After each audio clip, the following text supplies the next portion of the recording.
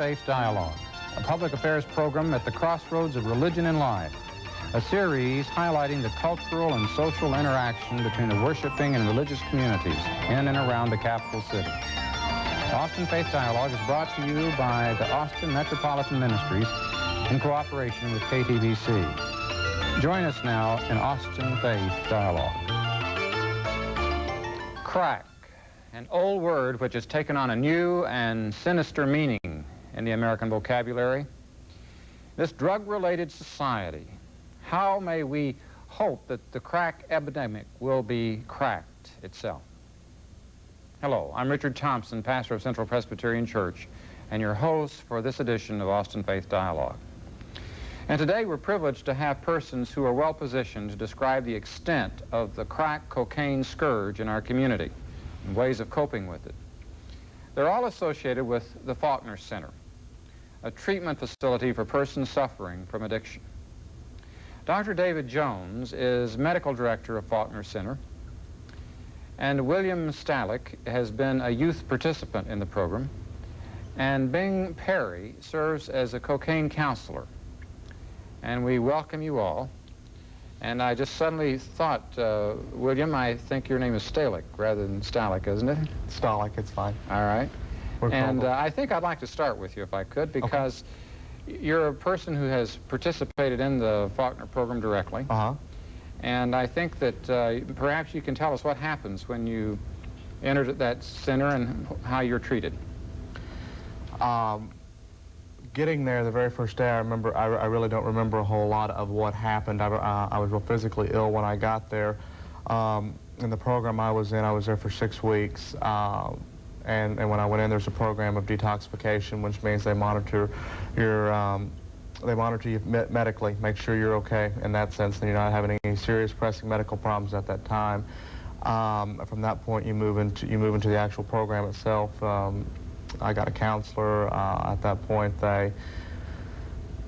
There's group therapy involved, there's recreational therapies involved, and part of the recreational stuff is to try and get you into maybe get you back into some form of healthy body functions as far as when I was using, my health was deteriorated so badly that the recreation activities helped to bring me back up to some health.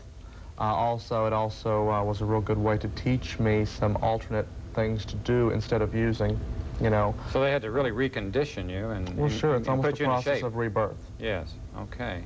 I'd like to return to what it was that brought you to that place. I think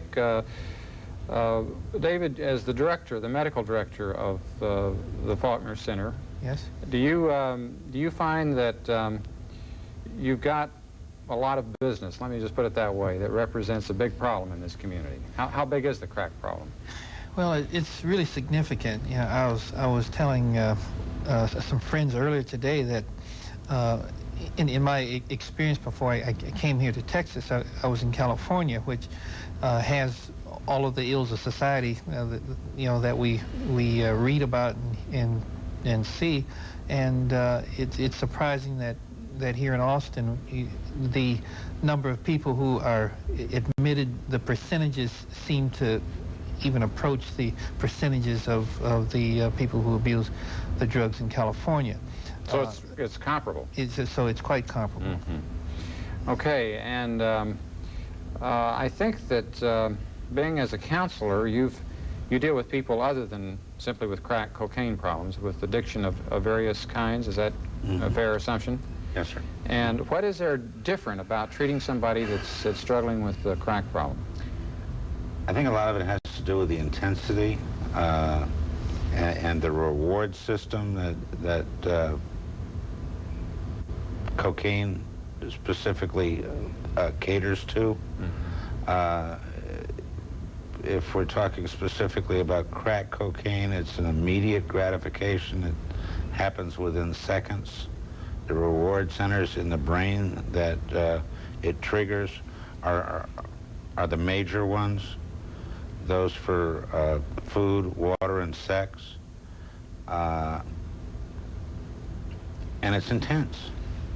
It's a matter of degree. Okay, so in other words, alcohol or other drugs can have produce the high, the euphoria that you're talking about, but this has more intensity to it. Yeah.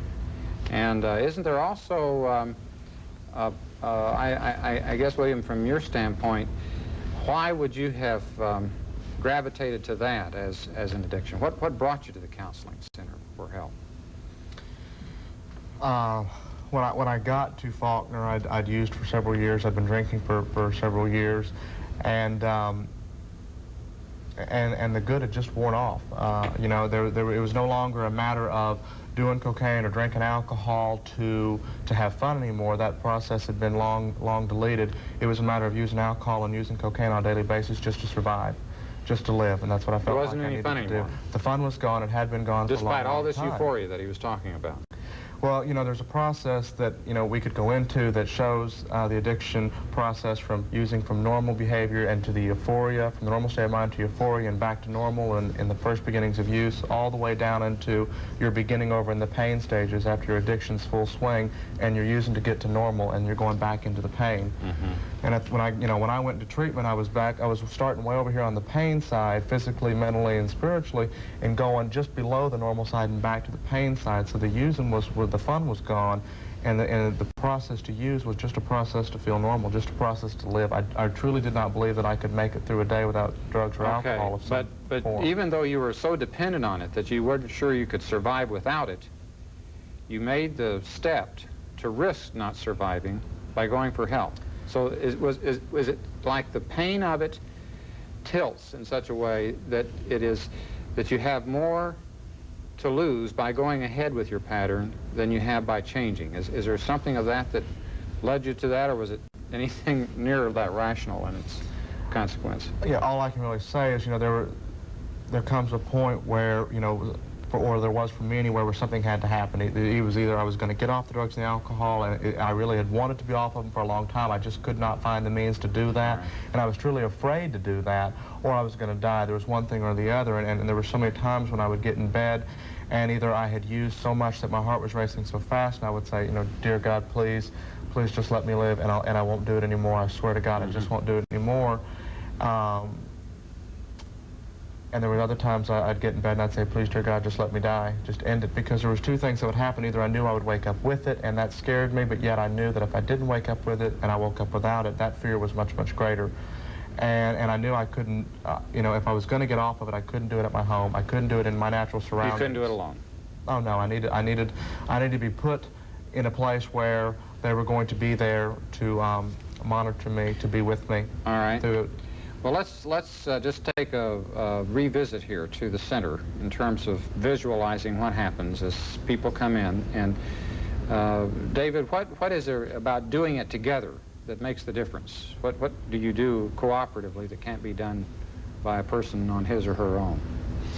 Well, usually we talk it in terms of a support system, some place where there's structure. You know, where somebody can tell you it's time to get up, it's time to wash your face, it's time to go be with your comrades, it's time to go to a meeting, and we just have to teach you to do it over, you know, learn how to do it and do it over and do it this way, because your life has just gotten into such a disarray that you just can't make good decisions anymore. So in a sense, people are helping you take a hold of your life in a way that if you were just by yourself, it just wouldn't happen, wouldn't be apt to happen. No. So in terms of just basic living routines, and I think, William, you were saying before, you needed somebody to help you just kind of prop you up for a period of time until you could get a hold of your own resources. Sure. Tell me when to get up, tell me when to go to bed, and tell me when, I mean, I had the physical capabilities of doing those things, but mentally, for so long, that kind of stuff really didn't matter to me, you know, taking a shower, brushing my teeth, all that kind of stuff really didn't matter because it got in the way of my using, and it got in the way of my, you know, of that other stuff, and it really didn't matter. I really could have cared less, you know, at that point what people thought of me. You know, my only concern was the drugs and the alcohol. I needed people there to say, it's time to get up. Okay. Now, let's say in terms of what happens once you're past that point of just kind of getting your life that much in order, is that where your services come in, Bing, as a counselor? Well, at At the Faulkner Center, it's the patient comes in and goes through the assessment process. It's kind of interconnected. Mm-hmm. Dr. Jones and I probably talk within hours, more often than not, within a half an hour. Just right away. Of the admission of a new patient. Mm-hmm. So you get in touch soon. Oh, with yes. The person. Yes. All right. Well, let's take. I think William said he'd been there over a period of several weeks. How do you approach folks that you're working with? Is there any pattern that you can identify for us? Well, I usually will introduce myself as soon as possible. Sometimes the detoxification process will have the patient literally in bed and medicated for a day or two. Sometimes they're up and about from the time they come in. Well, now, as a minister, I hear people say, well, are you going to preach at me? And I presume that you're not into preaching at folks about that they're sinners, that they're, that they need to repent. I mean, your approach in counseling is not like that, is that right? No. Okay. No. What is your approach? To use your terms, perhaps I would be doing my job if I could let the patient begin to believe that they're a sick person getting well and not a bad person getting good. Okay. Structure is vital, especially for the cocaine addict. Mm-hmm. External structure, because without the external structure, we can't begin to build internal structure. Mm-hmm. And internal structure is mandatory. What hope can you give somebody that they, they really are hooked on this stuff, and they just been, it looks like their life is completely out of control? Do you offer consolation? Do you offer hope, or do you let that arise within the individual somehow within themselves? I can point to people like William Okay. as successful examples. To get a patient to see the one William rather than the 4 or 5 that they know of that have attempted to stop and not been successful. And that's not, to say that only 1 out of 5 will recover from cocaine addiction. That's not true at all. As a matter of fact, it's more 4 out of 10 may not recover. Oh, more will recover than not. Usually. Is that right? Is that what about your experience? Yeah, well, the one point I was going to make is when you look at addiction, and you define addiction, one factor that you see in that definition is relapse is common. It doesn't mean that just because you relapse, you're not going to get in recovery. So it's just part of a process. You're gradually getting better. And so the people who may be given the bad examples of the 1 out of 10 that didn't make it, they're not seeing the whole spectrum of recovery. Mm-hmm. And people do recover. And let's talk about relapse, because it seems to me that one of the, like in prison terminology, they talk about recidivism, people just going back over and over again. You are suggesting that pattern is not the case, at least in terms of your experience. That's correct. That people may relapse, but that doesn't destine them to be forever fixated in their fate. Now, the interesting thing about relapse, the way we like to talk about it, is if the relapses get shorter and shorter in duration and farther apart, we are seeing recovery. Okay. And that's that's just the way you have to look at this disease. William, did you relapse? No. In other words, once you were on your way, there was no looking back. For me, there's been looking back, but there has never been relapse. There's, Okay. sure. There's still times, There's still times that it comes up, and then what I've learned is there's some things I can do on a regular basis to continue to stay sober, but it's a process. It's a working process. It's not you go through Faulkner, you get out and you're sober and life goes on. And what do you do? And you go on from there. I attend a 12-step program of recovery. You know, I do some things for myself. I continue to have close relations with other people that were in treatment when I was. You know, that support system is real good. You know, other recovering people helping other recovering people seems to be one of the best support systems are around, and the only ones that seem to really work. You know, there's lots of different things I do on a regular basis to continue to stay sober, but it's a working process. It's not you go in, you get out, you're fine, you go on from there. And there's still times, as you know, when I look back and remember the bad times, that's fine, and I can remember and be very grateful how sober I am. There's also times when I can look back and remember all the good times too, and sometimes that's where it gets very dangerous, is because sometimes my mind can fixate in on all the good times. You know, I'd like to ask any one of you that would like to respond to this, something which has occurred to me is, like everyone else in a media-immersed society, we hear of how widespread this is. Washington, D.C. is the drug capital of the nation, and the Colombian drug cartel, and how worldwide the global economy is feeding the drug problem. And I wonder about, despite all of the monies that are being expended by various levels of government, including the federal level, what's the hope of cracking the crack epidemic in the broad sense? I think as we take an individual case, such as yours, William, you are testifying to us, it can be cracked on an individual basis. And Faulkner Center, as one among many agencies, is showing progress. But are there enough Faulkner Centers? Are there enough programs in operation that people in the larger society can feel, well, we've got a good chance at cracking the epidemic? I'm asking you for a little bit different reaction than just on the local level, but any one of you that have got any thoughts on that, I think could be of some hope to the viewers who are watching today.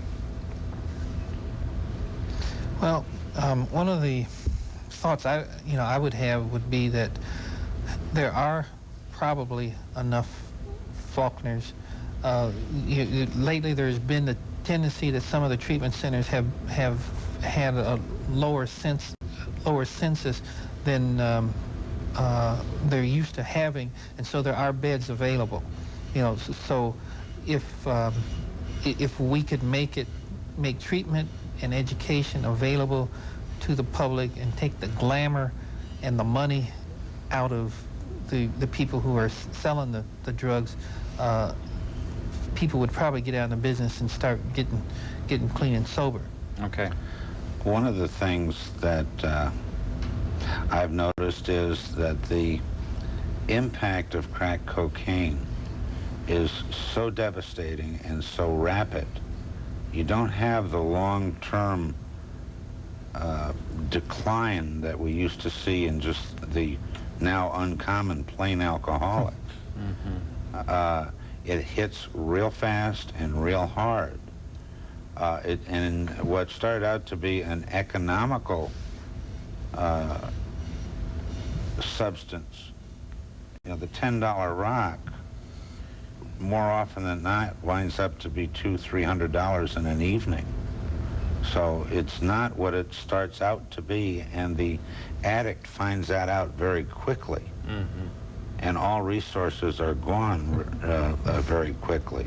If we can educate the public to that fact, and we can do it with recovering addicts, yes, it may take away some of the glamour. Yeah, I hesitate to use the pun. It's not all that is cracked up to be. I mean, you have devastating consequences, and the extent to which more and more people are experiencing that means that some of the glamour and some of the myth about how it was all right to do drugs is pretty fast disappearing, I would think. It's working on the side of coming to terms with it. Do you have any sense about the global possibilities in this regard, William? Well, you know, the only thing that I could really say is what both of them said as far as, you know, I believe there are enough Faulkner centers or treatment centers, whatever, around. You do?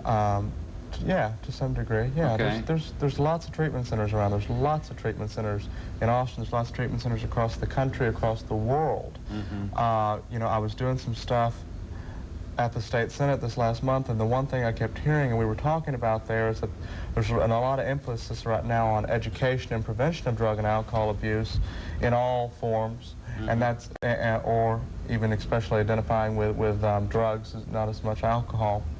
And that's fine, and that's great, and that's wonderful. And I seen all those programs when I was in school. You know, I was told all that stuff as a child. Yes.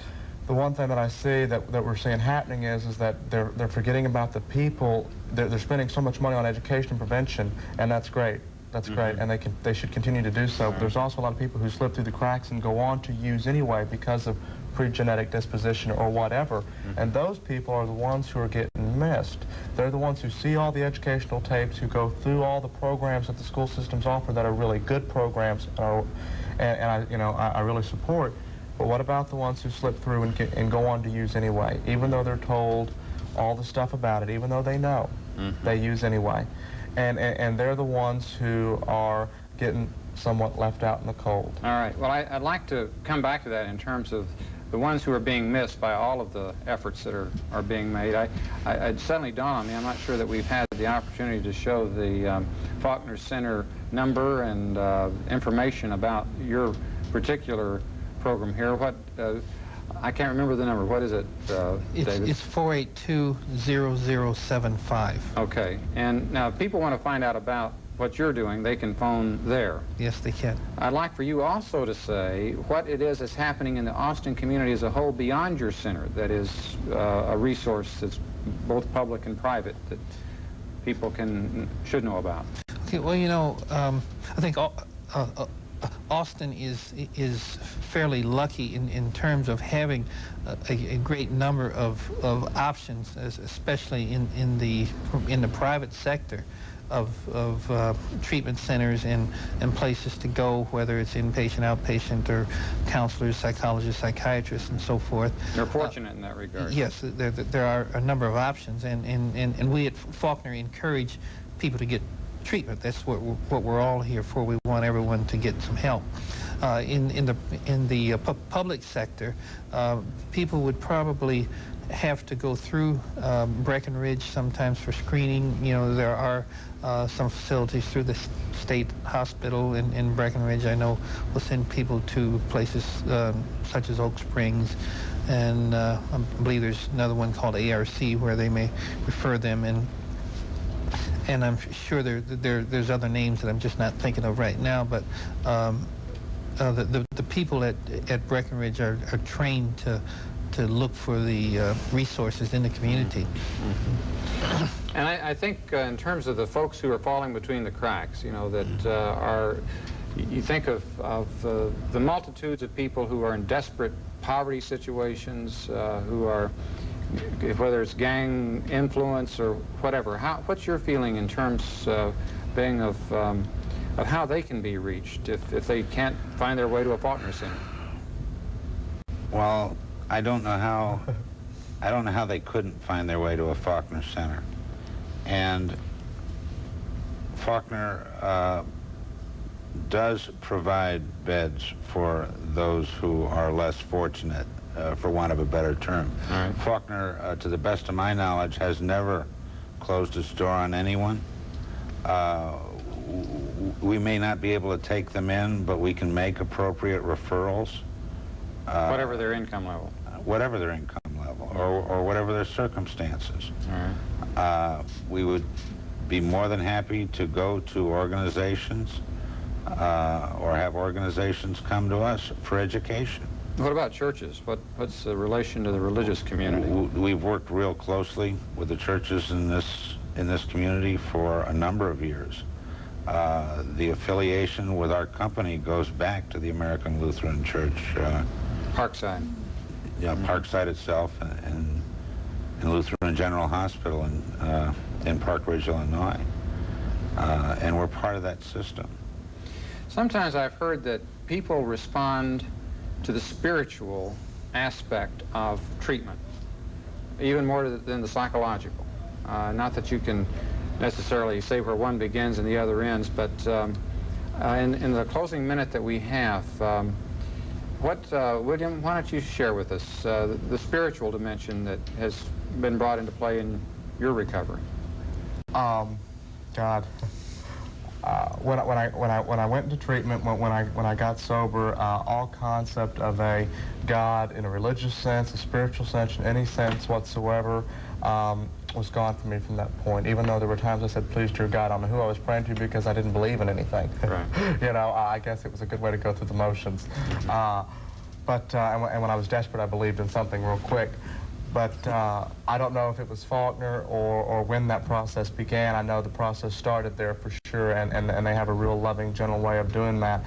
Is they encouraged me to realize that this was something that you know, obviously I couldn't do on my own, or I wouldn't be there. If I could do it on my own, I wouldn't have ever had to go there.